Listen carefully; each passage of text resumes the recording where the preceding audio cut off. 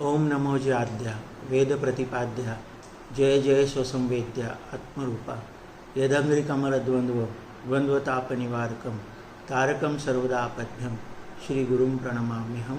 अवधूत चिंतन श्री गुरुदेव दत्त महारुद्र हनुमान की जय। मित्र हो, आज आषाढी एकादशी. आषाढी एकादशीच्या निमित्ताने आपण पंढरीचं, पांडुरंगाचं, पुंडलिकाचं, पांडुरंगाच्या रूपाचं सगळं आपण चिंतन करतो. परंतु माझ्या मनात एक कल्पना आली की आपण जर रुक्मिणीविषयी चिंतन मांडलं तर कुठं बिघडलं. कारण कसं आहे, पांडुरंगाच्या विषयी बरंच खूप काही बोललं जातं, पण रुक्मिणीविषयी फार कमी बोललं जातं. तर त्या निमित्ताने आपण रुक्मिणीला थोडंसं लोकांच्या समोर आणूया. आणि मराठीमध्ये रुक्मिणीविषयी बरंच काही साहित्य आहे आणि मराठीतलं साहित्य, वाङ्मय, कला याच्यामधून प्रतीत होणारी रुक्मिणी असं आपण आज याचं थोडंसं स्वरूप ठेवूया. पहा तुम्हाला आवडतं का हा प्रयत्न.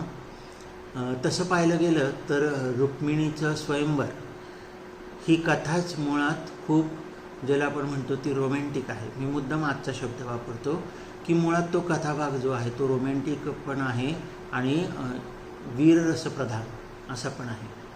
त्याच्यामुळं मूळ भागवतातली ही जी कथा आहे ही कथा सांगितली गेली आणि मग नंतर ती भागवतात तर आलीच, पण त्याच्यानंतर महानुभावांच्या महदंबेच्या धवळ्यामध्ये पण आलं. त्याच्यानंतर स्त्री काव्यामधून पण त्या रुक्मिणी स्वयंवराची आपल्याला तिथं वर्णी लागलेली दिसते. आणि आपण पाहिलं की महदंबेच्या धवळ्यामध्ये सुद्धा रुक्मिणीचं वर्णन आहे. पुढे नंतर नरेंद्रांनी पण रुक्मिणी स्वयंवर लिहिलं आणि या अनेक रुक्मिणी स्वयंवर आहेत. त्यातलं आपल्याला सर्वांना माहिती असलेलं आणि सर्वात गोड असलेलं असं म्हणजे एकनाथांचं रुक्मिणी स्वयंवर. आता इतर अनेक जणांनी रुक्मिणी स्वयंवर अशी लिहिलेली आहेत, पण नाथांच्या रुक्मिणी स्वयंवरांचं वेगळेपण असं की त्याच्यामध्ये नाथांनी तत्कालीन समाजाचं दर्शन घडवलेलं आहे. म्हणजे ते जे लग्न लागतं रुक्मिणी आणि कृष्णाचं, त्या लग्नाच्या निमित्ताने तत्कालीन चालीरीती, लग्नाच्या विधी, त्याच्यानंतर तत्कालीन जेवणाच्या वेळेचे पदार्थ, धेंडा नाचवणं वगैरे हा जो प्रकार आहे हा सगळा नाथांनी त्याच्यामध्ये आणलेला आहे. आणि नाथांच्या दृष्टीने श्रीकृष्ण आणि रुक्मिणी म्हणजे शिव आणि शक्ती, म्हणजे ज्याला आपण पुरुष आणि प्रकृती म्हणतो, ते पुरुष आणि प्रकृती म्हणजे पुरुष आणि प्रकृतीचं ऐक्य दाखवण्यासाठी नाथांनी रुक्मिणी स्वयंवराची कथा निवडली. तिथं श्रीकृष्ण आणि रुक्मिणी हे फक्त प्रातिनिधिक स्वरूपात येतात आणि मग पुढं नाथ आपल्या कलेने म्हणा किंवा आपल्या प्रतिभाविलासाने तो जो सगळा प्रसंग आहे तो सगळा प्रसंग खूप उठावदार करतात. त्या प्रत्येक प्रसंगाचा समारोप, त्या अध्यायानं प्रसंग असं म्हणतात, असे 18 प्रसंग आहेत आणि त्या प्रत्येक प्रसंगाचा समारोप नाथ कसे करतात. इति श्रीमद् भागवते महापुराणे दशमस्कंधे हरिवंश संहिता संमते रुक्मिणी स्वयंवरे नाम प्रथम प्रसंग, द्वितीय प्रसंग असा उल्लेख नाथ करतात. एकूण त्याच्या 1705 ओव्या आहेत, म्हणजे सुमारे 1700 ओव्यांचा हा विस्तार नाथांनी केलेला आहे. आणि हा ग्रंथ साधारण 1493 साली म्हणजे इसवी सन 1570ला त्यांनी रामनवमीला काशी येथे लिहून पूर्ण केला.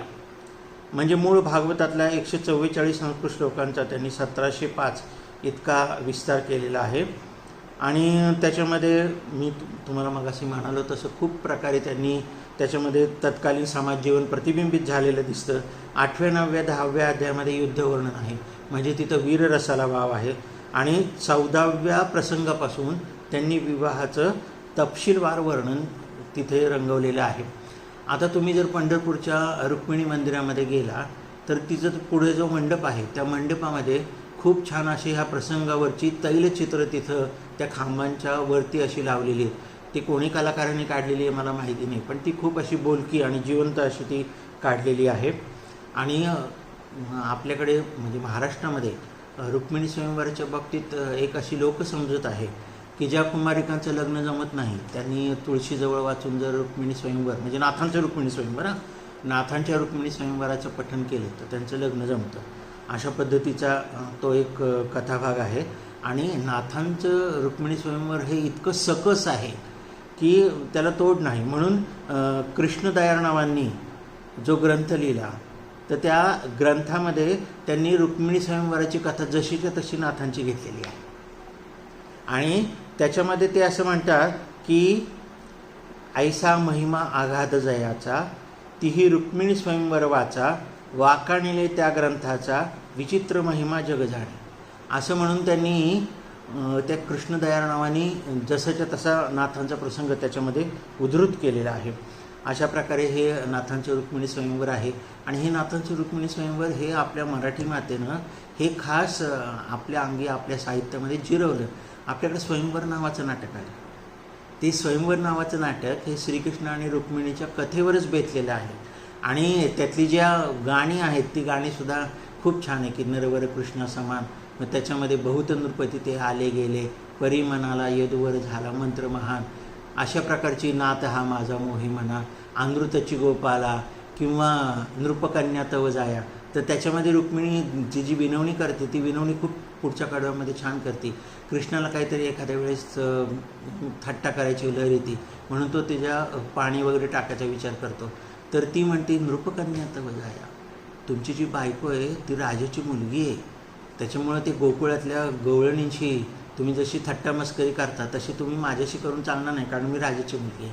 अशा प्रकारे ते नृपकन्या तव जाया अशामध्ये त्यांनी ते एक वर्णन केलेलं आहे. आणि नुसतंच स्वयंवर हे नाटक त्याच्यामुळंच गाजलं.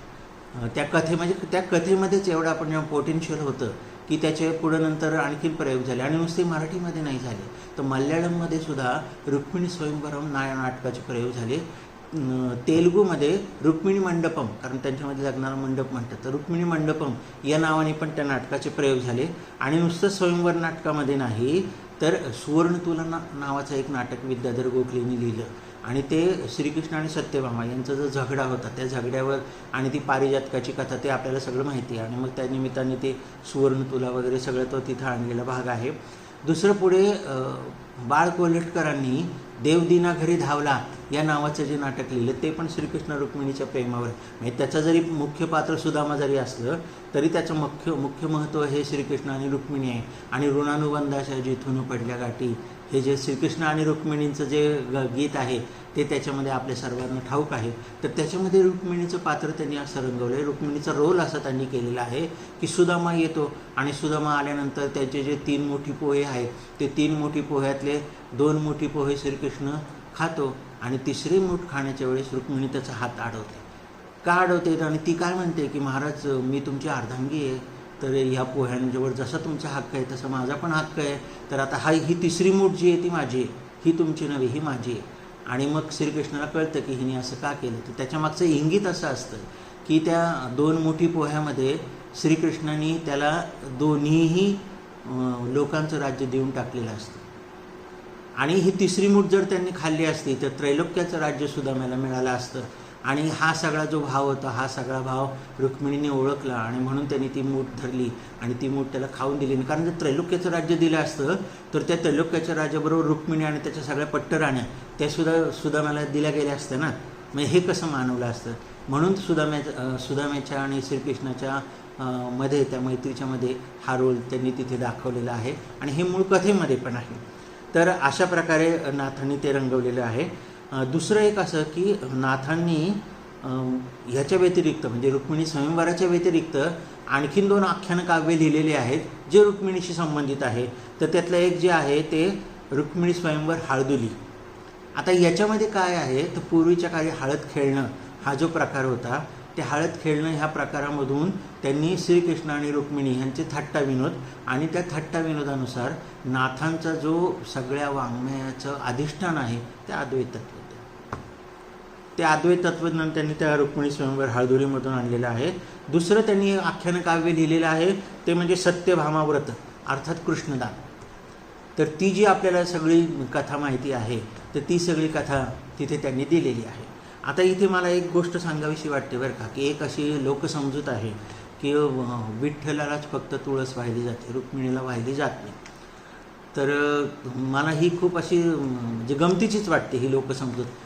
तुम्ही एक लक्षात घ्या, सुवर्णतुलेच्या वेळेस रुक्मिणीने श्रीकृष्णाची जी सोडवणूक केली ती कशी केली?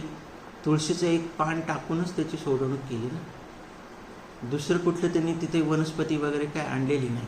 आणि जिनी श्रीकृष्णावर प्रेम केलं, आतोनात प्रेम केलं, तिला माहिती होतं की ह्याचे गोकुळातले सुद्धा ह्याचे ज्याला आजच्या भाषेत म्हणायचं तर रंगढंग, गोकुळातले सगळे रंगढंग, 16,108 राण्या, 8 पट्ट राण्या, असं हे सगळं माहिती असून, म्हणजे त्याचा हा सगळा इतिहास माहिती असून सुद्धा ज्या रुक्मिणींनी श्रीकृष्णानं पत्करलं तर ती तुळशीशी सवती मत्सर करेल असं मला तरी वाटत नाही. आणि असं केल्यानं काय होतं की आपण त्या रुक्मिणीच्या व्यक्तिमत्वाला थोडासा उणेपणा आणतो असं मला वाटतं. अर्थात हा ज्याच्या त्याचा समजुतीचा प्रश्न आहे, परंतु मला असं वाटतं की रुक्मिणी इतकी कोत्या आणि क्षुद्र मनाची नक्कीच नाही. कारण तिचं इतकं मन विशाल होतं की जी श्रीकृष्णाला सामावून घेऊ शकते तिचं मन किती विशाल असेल. तर त्यामुळं हा रुक्मिणीच्या बाबतीतला एक प्रसंग आहे. आता रुक्मिणी तसं पाहिलं तर आपण म्हणलो की ती आपल्याला कथानकामधून दिसते, नाटकामधून दिसते, साहित्यातून दिसते. आता मराठीमध्ये जर तुम्ही थोडंसं जर तुमचा रेडिओ वगैरे ऐकण्याचा काही शौक असेल किंवा जर तुम्ही गाणी ऐकत असाल तर रुक्मिणीच्या विषयी अतिशय खूप सुंदर सुंदर गाणी आणि जी रुक्मिणीच्या व्यक्तिमत्वाला उठाव देणारी गाणी अशी ती आहेत. आता एक मी जे तुम्हाला गाणं सांगतो हे आपल्यापैकी सर्वांना माहिती असेल, कारण ते गदिमांनी लिहिलेलं आहे आणि ते श्रीकृष्ण रुक्मिणीच्या विवाहाआधीचं आहे. त्याची कल्पना अशी आहे की हे थोडंसं तुम्ही समजून घ्या बरं का, कारण हे जर तुम्हाला समजले नाही पार्श्वभूमी तर त्या गीताचा आस्वाद तुम्ही घेऊ शकणार नाही. तर ती जी रुक्मिणी आहे त्या रुक्मिणीचं प्रेम श्रीकृष्णावर बसलेलं आहे आणि तिच्या लग्नाचा आता विषय घरामध्ये सुरू आहे. आणि आता तिला प्रश्न पडतो की मी माझ्या भावाला आणखीन वडिलांना सांगू कसं की माझी जी पहिली निवड आहे ती पहिली निवड श्रीकृष्ण आहे. म्हणून ती काय म्हणते बघा, कशी मी सांगू वडिलांपुढे, श्रावणातल्या घनमेघांचा रंग मला आवडे, मला आवडे मुरली वादन, चक्र सुदर्शन कमळे गोधन, राजकन्यका असूनी वनांचा छंद मजला जडे, कशी मी सांगू वडिलांपुढे. स्वप्नी माझ्या यमुना येते, स्वप्नी माझ्या यमुना येते, गोपाळांचे खेळ सांगते, गोपाळांचे खेळ सांगते, त्या खेळातच फुटती माझ्या माथ्यावरचे घडे, कशी मी सांगू वडिलांपुढे. काय बोलू मी सुता कुलवती, काय बोलू मी सुता कुलवती, नाव ऐकता नयने लवती, नाव ऐकता नयने लवती, एक सांगते, एक सांगते उडून या मन, गेले मथुरेकडे, कशी मी सांगू वडिलांपुढे, श्रावणातल्या घनमेघांचा रंग मला आवडे. म्हणजे तिने कशा प्रकारे सूचित केलेलं आहे. खरं म्हणजे असं काव्याचं सौंदर्य उलगडून दाखवायचं नसतं, कारण जेव्हा आपण काव्याचं सौंदर्य उलगडून दाखवतो ना तेव्हा ते सौंदर्य निष्ठून जातं, उंजळीतल्या पाण्यासारखं निष्ठून जातं. त्यामुळे हे फक्त आस्वाद्य गोष्ट आहे, ही सांगण्यासारखी गोष्ट नाही. आता हे झालं कशी मी सांगू वडिलांपुढे. त्याच्यानंतर आपल्या मराठीमध्ये रुक्मिणीचं गुणवर्णन करणारं किंवा रुक्मिणीच्या भाग्याचं वर्णन करणारं असं पण गीत आहे. ते आहे पहा, आपल्यापैकी बऱ्याच जणांना माहिती असेल की लाखात लाभले भाग्य तुला ग बाई, विटेवरच्या विठ्ठलाची झाली सर खुमाई, तू ग झाली सवर खुमाई, मेघा समजो हसरा श्यामल, मेघा समजो हसरा श्यामल, चंद्राहुनी जो अधिकही शीतल, नाम जयाचे मुखात येता, रूप दिसे ग ठाई ठाई, लाखात लाभले भाग्य तुला ग बाई. भक्तांचा जो असे आसरा, भक्तांचा जो असे आसरा, या विश्वाचा हरी मोहरा, क्षणात इकडे क्षणात तिकडे, हा केला ग धाव गेई, लाखात लाभले भाग्य तुला ग बाई, विटेवरच्या विठ्ठलाची झाली सरखुमाई, तू ग झाली सरखुमाई. आता हे गाण्यांचं तर सोडा, पण आपली जी लग्नातली मंगलाष्टक आहे त्या लग्नाच्या मंगलाष्टकामध्ये एक जे अष्टक आहे तर ते अष्टक खार रुक्मिणीसाठीच राखून ठेवलं आहे किंवा रुक्मिणीसाठीच ते तयार केलेलं आहे. ते आपण सर्वांना ठाऊक असेल. राजा भीमक रुक्मिणी सनयनी, देखोनी चिंता करी, ही कन्या सुवरानुपवरा, कोणासी म्या देईजे, आता एक विचार श्रीकृष्ण नवरा, त्यासी समर्पू म्हणे, रुक्मा वडील पुत्र त्यासी पुसणे, शुभमंगल सावरा. हे खास बघा, म्हणजे रुक्मिणी तिथं हे यायलाच पाहिजे, कारण रुक्मिणीचं ते भाग्य आहे. त्या काळात म्हणजे रुक्मिणी बघा किती क्रांतिकारक विचार होतात. त्या काळामध्ये तिने ज्याला आपण म्हणूया प्रेमविवाह तो केला. तिने श्रीकृष्णाला प्रेमपत्र लिहिण्याचं धाडस केलं. हे पण तुम्ही लक्षात घ्या. ते सुदेव ब्राह्मणाजवळ पाठवलं आणि तिचं ते प्रेमपत्र वाचून तिने कसं प्लॅन केलं, म्हणजे आजकालच्या काळात जसे लोक प्लॅन करतात तर त्याप्रमाणे तिने प्लॅन केलं. आणि आपल्याला माहिती की लग्नाच्या आधी नवरीनी वधूनी देवीचं दर्शन घ्यायचं असं, ते पण पार्वतीचं दर्शन घ्यायचं. त्यामुळे ती आंबेच्या मंदिरात आली, तिने तो तसा निरोप पाठवला आणि आंबेच्या दर्शनाच्या तिथं आली आणि श्रीकृष्णाने नेमका त्यावेळेस आपला रथ आणला आणि तिचं हरण केलं. अशा प्रकारे ती सगळी कथा आहे. ह्याच्या पलीकडे आणखीन जाऊन मोरोपंतांचं रुक्मिणी हरण गीत आहे, ते तुम्ही मुळातून वाचा, पंडिती वर्णनाचं आहे, खूप छान त्यांनी ते वर्णन केलेलं आहे. आणि अशा प्रकारे हे मी तुम्हाला म्हटलं तसं ह्याच्यात रुक्मिणीची निरनिराळी त्याच्यामध्ये वचनं आहेत. आता रुक्मिणीचं स्वतःच्याच तोंडचं एक गाणं आहे जे मराठीमध्ये आहे, ती पहा काय म्हणते. सुख उभे माझ्या द्वारी घटभर भरुनी, द्वारकाधीश हा माझ्या अर्ध्या वचनी. सुख उभे माझ्या द्वारी घटभर भरुनी, ती आठवते मज स्वयंवराची वेळा, मी लिहिले होते प्रेमपत्र घननिळा, मी भाग्यवती मज हरिणे नेले हरुणी, सुख उभे माझ्या द्वारी घटभर भरुनी. घालिते भुरळती वृंदावनीची राधा, भामेस जाहली प्राजक्ताची बाधा, अनभिषिक्त परिमी भगवंताच्या नयनी, सारथी संगरी महारथींचा श्याम, मंदिरी माझ्या प्रभूचा परिविश्राम, हर्षात हरवली यदुनाथाची राणी, सुख उभे माझ्या द्वारी घटभर भरुनी, द्वारकाधीश हा माझ्या अर्ध्या वचनी. अशा प्रकारे तिने आपली कृतकृत्यता ह्या गाण्यामधून व्यक्त केलेली आहे. आता याच्या उलट श्रीकृष्णावर रोष आणणारी किंवा कृतक कोपाने पाहणारी असं पण मराठीतलं एक गीत आहे आणि ते नेमकं योगावनी गदिमाचंच आहे. आणि मग श्रीकृष्ण रात्रभर त्याची वाट पाहिली आणि तो काही आला नाही आणि मग त्या कृतक कोपानं रुक्मिणी श्रीकृष्णाविषयी म्हणते ते पहा. गदिमांचे शब्द कळा बघा. पहाट झाली उद्यानातून मंदिरी ये गारवा, पहाट झाली उद्यानातून मंदिरी ये गारवा, जळते मी हा जळे दिवा, जळते मी हा जळे दिवा, वचन देऊनी नाही आले, वचन देऊनी नाही आले, रातभरी मी रडून जागले, रातभरी मी रडून जागले, सुकली वेणी सुकला मरवा, जळते मी हा जळे दिवा. युद्धाविण हो रणी पराजित, युद्धाविण हो रणी पराजित, वृद्ध मनोरथ निराश मनमत, वृद्ध मनोरथ निराश मनमत, आणा चंदन उरी सारवा, जळते मी हा जळे दिवा. ज्योत फिकटली, ज्योत फिकटली हो अरुणोदय, पुरुष प्रणय हा केवळ अभिनय, पुरुष प्रणय हा केवळ अभिनय, स्त्री हृदयाची त्यास न परवा, जळते मी हा जळे दिवा. पुढचं कडवं पहा, म्हणजे ही हायलाईट आहे. शृंगाराचा लाथडुनी घट, शृंगाराचा लाथडुनी घट, गोकुळातला गेला नटखट, शृंगाराचा लाथडुनी घट, गोकुळातला गेला नटखट, स्मृती तरी ग माझी हरवा, जळते मी हा जळे दिवा. पहाट झाली उद्यानातून मंदिरी ये गारवा, जळते मी हा जळे दिवा, जळते मी हा जळे दिवा. अशा प्रकारे त्या रुक्मिणीचं तसं वर्णन त्यांनी तिथं केलेलं आहे. दुसरं तुम्हाला आणखीन एक सांगण्यासारखं म्हणजे मराठीने किती किती पद्धतीने, किती किती आपण ज्याला म्हणूया आजचा शब्द वापर, किती किती अँगलनी रुक्मिणीचं दर्शन घेतलेलं आहे ते बघा. आपल्याला माहिती आहे की फार पूर्वी पंढरपूरचं विठ्ठल मंदिर आणि रुक्मिणी हे पांडे आणखीन जे काही तत्कालीन पुरोहित वगैरे होते त्यांच्या ताब्यात होतं. म्हणजे त्यांना असं वाटायचं की विठ्ठल आणि रुक्मिणी ही आपलीच मालकी आहे आणि ते भक्त आणि भगवंत याच्यामध्ये उभे राहायचे. आणि हा जो सगळा प्रकार होता, हा सगळा प्रकार पी सावळाराम यांनी बघितला आणि मग ते कुठेतरी त्यांच्या मनाला ते खटकलं आणि ती खंत त्यांनी एका गाण्यातून व्यक्त केली. आणि ती खंत त्यांनी कोणाच्या तोंडून व्यक्त केली तर ती खंत त्यांनी रुक्मिणीच्या तोंडून व्यक्त केली. ती काय म्हणते बघा. हां, पंढरीनाथा झडकरी आता, पंढरी सोडून चला, विनविते रखुमाई विठ्ठला, ज्ञानदेवे रचिला पाया, कळस झळके वरितुके याचा, त्याच मंदिरी आलो आपण, प्रपंच करण्या भक्तजनांचा, भक्त थोर ते गेले निघुनी, गेला महिमा तव नामाचा, विक्रय चाले देवपणाचा, राहायचे मग इथे कशाला, राहायचे मग इथे कशाला.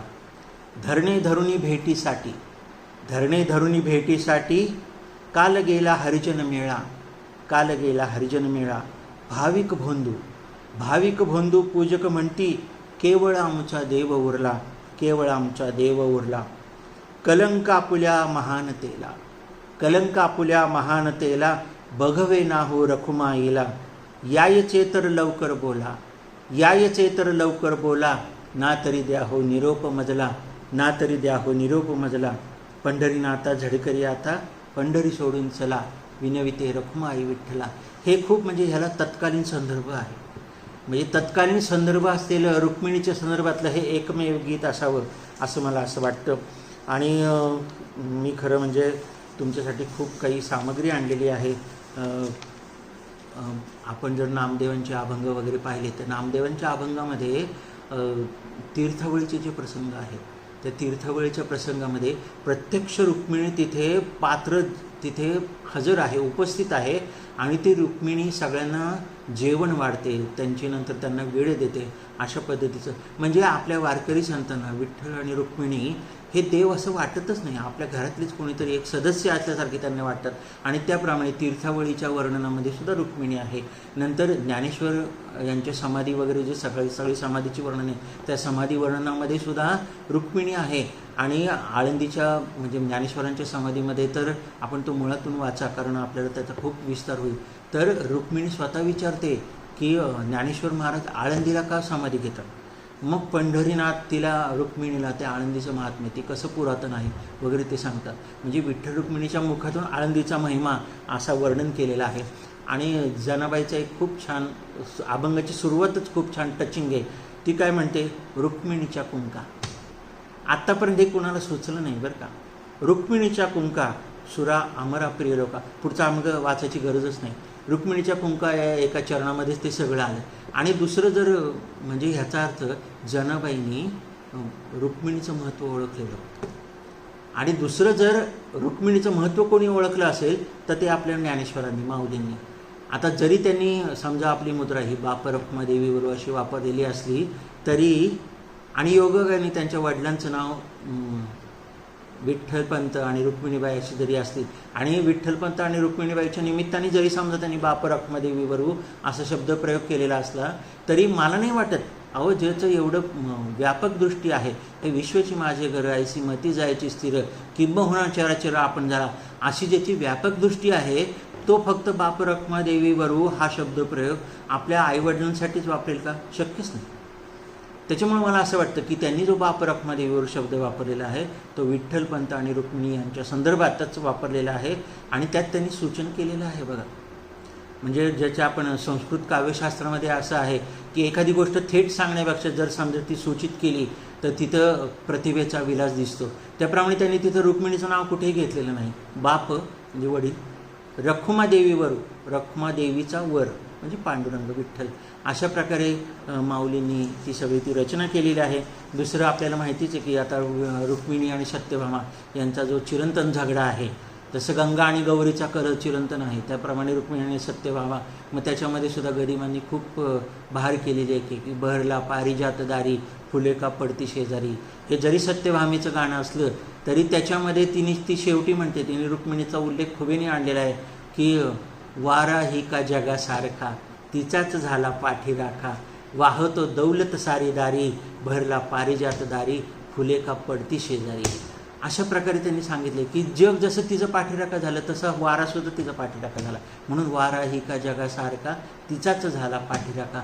अशा प्रकारे त्या सत्यभामेच्या गाण्यामधून पण तिची जी चिरंतन वेदना आहे रुक्मिणीची, ती चिरंतन ठसठसणारी जी जखम आहे, बळबळती जखम अश्वत्थाम्यासारखी, ती त्यांनी त्याच्यामध्ये आणलेली आहे.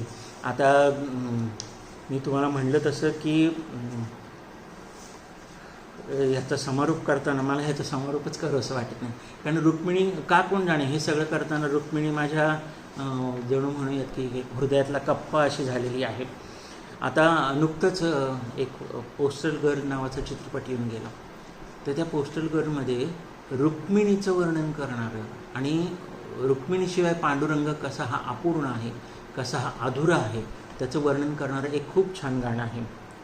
तुझ्या विना वैकुंठीचा कारभार चालेना, एकट्या विठुरायाला हो संसार पेलेना, ये ग रखुमाई भक्तांच्या माहेरी, सावलीच्या पावलांनी विठूच्या गाभारी, ये ग रखुमाई, तू सकलांची आई, तू सकलांची आई, साता जन्माची पुण्याई, घेई पदरात आमवरी छाया धरबाई, रखुमाई रखुमाई, तुझी थोरवी महान, तुझी थोरवी महान, तिन्ही लोकी तुला मान, देई वरदान, होऊ तुझ्या पालखीची बोई, रखुमाई रखुमाई, तू कृपेचा कळस, तू कृपेचा कळस, आम्ही पायरीचे दास, तरी युगे युगे उपेक्षाच केली तुझी बाई, रखुमाई रखुमाई, तू मायेचा सागर, तू मायेचा सागर, आम्ही उपडी घागर, तू मायेचा सागर, आम्ही उपडी घागर, आता करू जागर, होऊ दे ग उतराई,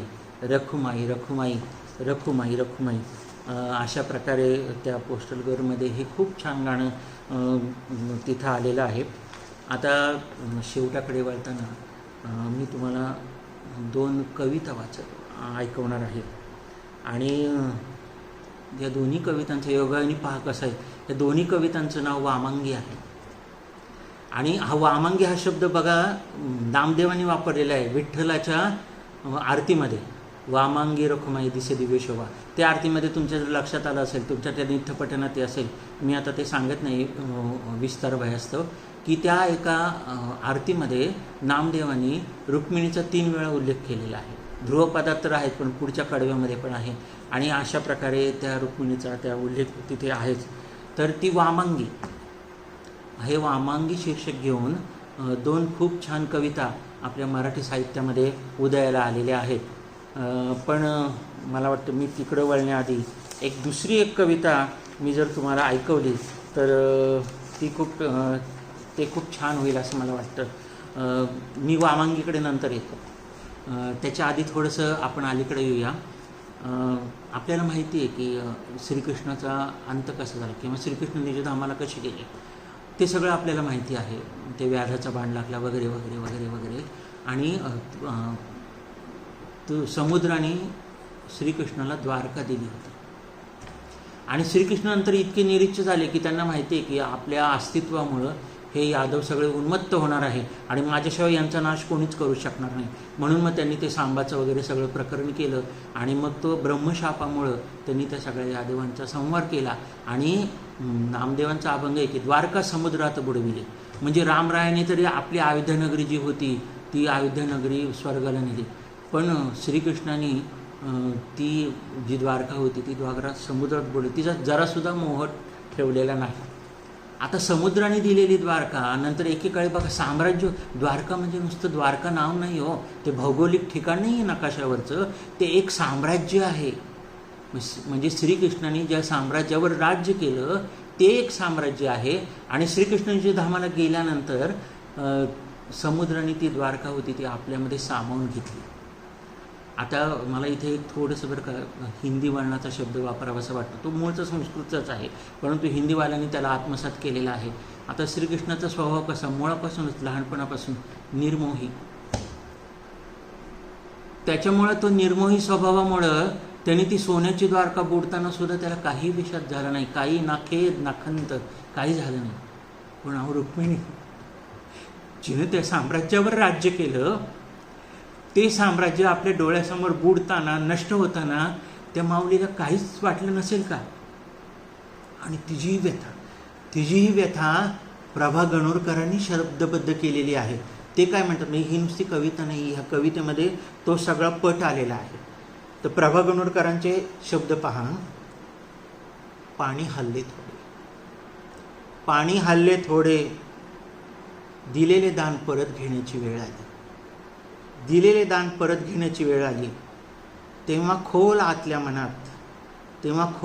मनात गुदमरले हुंदके. सारी निर्वानिरव करावी लागली. तेव्हा डोळ्याबाहेरही आले 2 थेंब अश्रूचे. उरले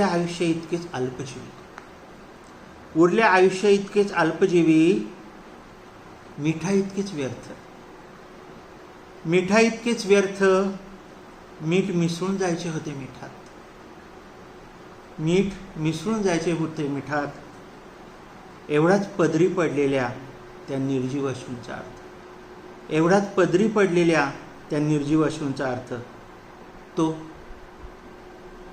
तो तर केव्हाच पाठमोरा झाला, तो तर केव्हाच पाठमोरा झाला. त्याची सावलीही दिसेनाशी झाली, त्याची सावलीही दिसेनाशी झाली. माझ्या उघड्या डोळ्यांनी मी पाहते आहे माझी द्वारका बुडत चाललेली. रुक्मिणीची व्यथा आणि वेदना प्रभा गोणोरकरांनी किती छान शब्दात ह्याच्यामध्ये वर्णन केलेली आहे हे आपल्याला कळून येईल. आता मी त्या वामंगी नावाच्या ज्या कविता आहेत त्या कवितांच्याकडे येतो. तो आपल्याला माहिती आहे की समिधा गुरु नावाची एक अभिनेत्री आहे.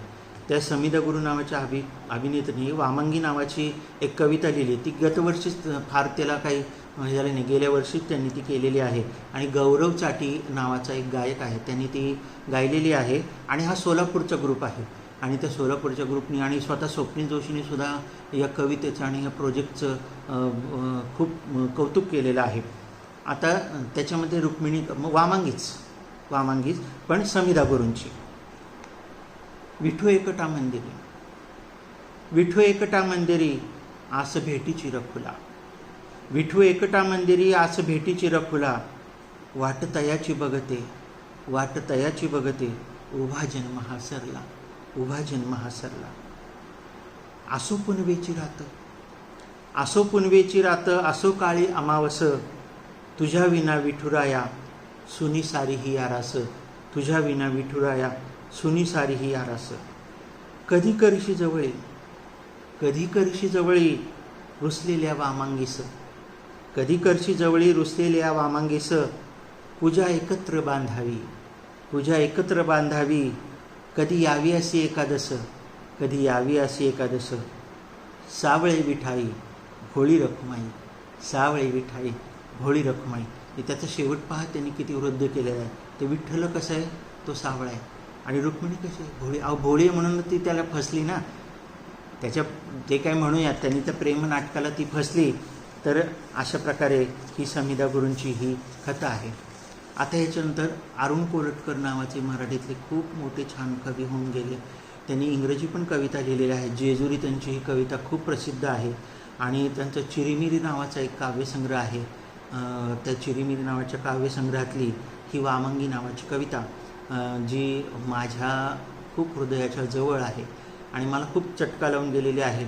आणि मी आताच तुमच्या सगळ्यांचे आभार मानतो, कारण मला नाही माहिती की ही सगळी कविता वाचल्यानंतर मी निशब्द होईन.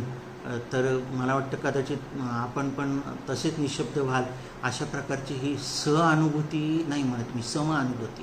कारण सहानुभूती हा शब्द आपण सिंपथी या अर्थाने वापरतो. तर त्याच्यामुळं माझ्याबरोबर तुम्ही ही समानुभूती घ्या असा मला विश्वास वाटतो. आणि मी जसं हे वाचल्यानंतर किंवा ऐकल्यानंतर निशब्द झालो तसे आपण व्हावं अशी माझी इच्छा आहे. म्हणजे तितक्या संवेदनशील मनाने आपण ही कविता ऐकावी अशी माझी इच्छा आहे. तर त्याप्रमाणे ही कविता आपण वामंगी अरुण कोलटकर. देवळात गेलो होतो मध्ये, तिथे विठ्ठल काही दिसेना. रखुमाई शेजारी नुसती वीट. मी म्हणालो राहिलं रखुमाई तर रखुमाई. कुणाच्या तरी पायावर डोकं ठेवायचं. पायावर ठेवलेलं डोकं काढून घेतलं. आपल्यालाच पुढे मागे लागेल म्हणून. आणि जाता जाता सहज रखुमाईला म्हणालो, विठू कुठे गेला, दिसत नाही. रखुमाई म्हणाली, कुठे गेला म्हणजे उभा नाही का माझ्या उजव्या अंगाला. मी परत पाहिलं खात्री करून घ्यायला आणि म्हणालो, तिथं कुणी नाही. म्हणाली, नाकासमोर बघण्यात जन्म गेला. बाजूचं मला जरा कमीच दिसतं.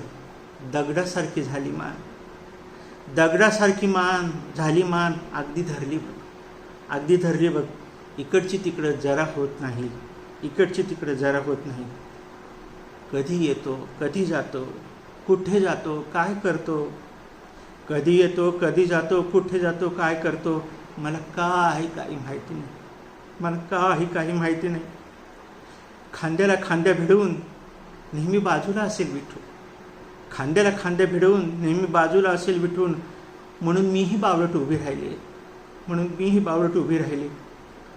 आषाढी कार्तिकेला इतके लोक येतात, आषाढी कार्तिकेला इतके लोक येतात.